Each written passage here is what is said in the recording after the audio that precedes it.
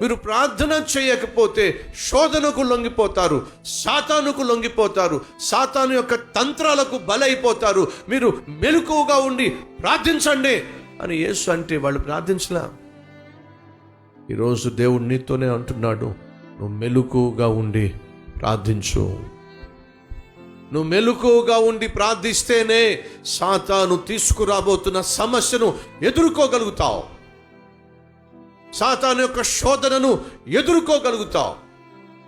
నీ ఉద్యోగంలో సాతాను తీసుకొచ్చే శోధన కావచ్చు, నీ పనిలో, నీ కుటుంబంలో, నీ ఆరోగ్య విషయంలో, నీ పిల్లల విషయంలో, నీ వ్యాపార విషయంలో సాతాను తీసుకురాబోతున్నటువంటి సమస్య, శోధన నువ్వు ఎదుర్కోవాలి అంటే మెలకువగా ఉండి ప్రార్థించు.